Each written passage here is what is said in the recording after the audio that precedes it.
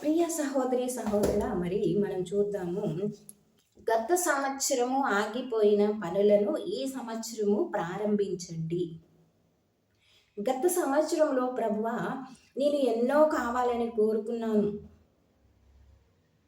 గత సంవత్సరంలో అంటే మనం ఈ 2025లో ఎన్నో ఆశలు, ఎన్నో కలలు కన్నాము. ఎంతో మనము హోప్‌తో ఉన్నాము, నమ్మకంతో ఉన్నాము. మరి ఇవన్నీ ఎలా అంటే గత సంవత్సరంలో ఆగిపోయినాయి గదా! ఈ సంవత్సరం ఆగిపోయింది. అయిపోయింది ఇంగ. నా కోరికలు గూడా ఆగిపోతాయా? మరి నేను కూడా వాటిని సాధించలేనా? లేకపోతే ఇంగ ఆ హోప్ నా జీవితంలో నుంచి పోయినట్టేనా అని మనము ఎన్నో ఆలోచనలు చేస్తూ ఉంటాం. కానీ ప్రియ సహోదరి, సహోదరుడా, గత సంవత్సరం ఆగిపోయిన పనులను,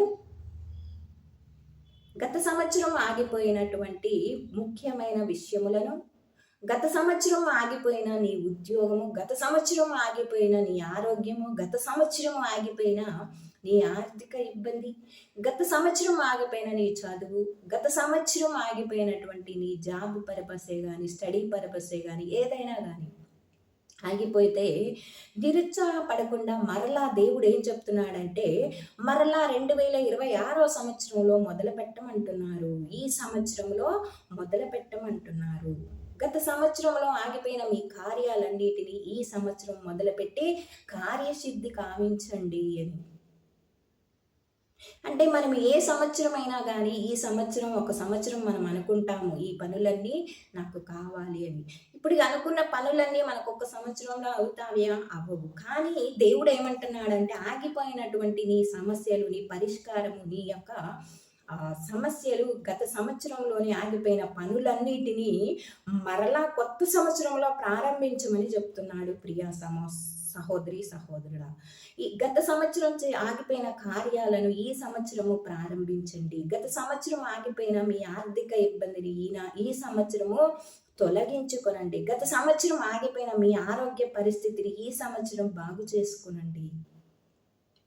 ఏదైనా కానీ ప్రియ సహోదరి, సహోదరుడా, గత సంవత్సరం నేను ఈ 2025 సంవత్సరంలో నాకొక సొంత గృహం కావాలి, ఒంటరి మహిళా పెన్షన్ కావాలి, ఇలా ఎన్నో కోరికలు, కంప్యూటర్ నేర్చుకోవాలి, ఒక జాబ్‌ని సాధించాలి అని ఎన్నో ఆలోచనలు, తలంపులు.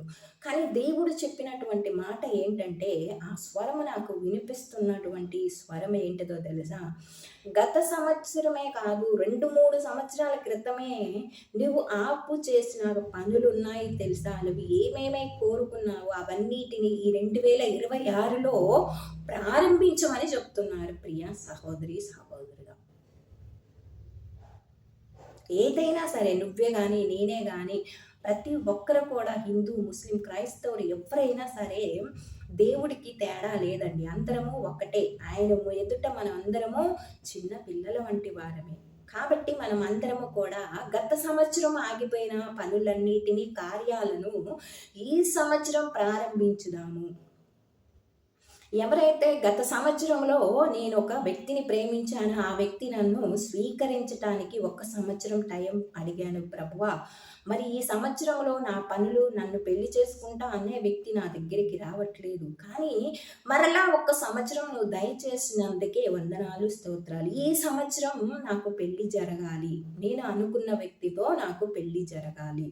లేదు, ఒక గత సంవత్సరము మీరు ఏదైతే కోరికలతో ఉన్నారో, నేను చదువుకొని కలెక్టర్ కావాలి, లేదా కలెక్టర్ కావాలి అని కాదు, నేను చదువుకోవాలి అంటే గత సంవత్సరం అంతా నేను ఆర్థిక ఇబ్బందులు, అనారోగ్య సమస్యతో ఆగిపోయాను. కాబట్టి ఈ సంవత్సరం నేను ముందుకు వెళ్తున్నాను. 2026 సంవత్సరంలోకి ఆర్థిక ఇబ్బందులన్నిటిని తొలగించుకొని నేను 2026లోకి వచ్చాను. ఈ దేవుడు నాకు ఇచ్చిన ఈ సంవత్సరంలో నేను ఈ యొక్క పనిని సాధించగలుగుతాను అని మనము సాధించాలి ప్రియా సహోదరి, సహోదరుడా. అందుకనే గత సంవత్సరము ఆగిపోయిన పనులన్నిటిని కూడా ప్రభు ఈ సంవత్సరం మొదలుపెట్టమని చెప్తున్నారు ప్రియా సహోదరి, సహోదరుడా. అది ఎటువంటి పనైనా సరే మంచి కార్యమైతే కార్యసిద్ధి జరుగుతుంది అని ప్రభు చెప్తున్నారు. అది మంచి అయితే ఆ మంచిని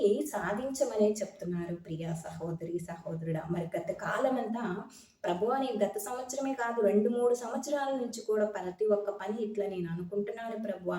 ఆ పనిని నాకు జరిగించండి. నేను కార్యసిద్ధి సాధించాలి ప్రభువా.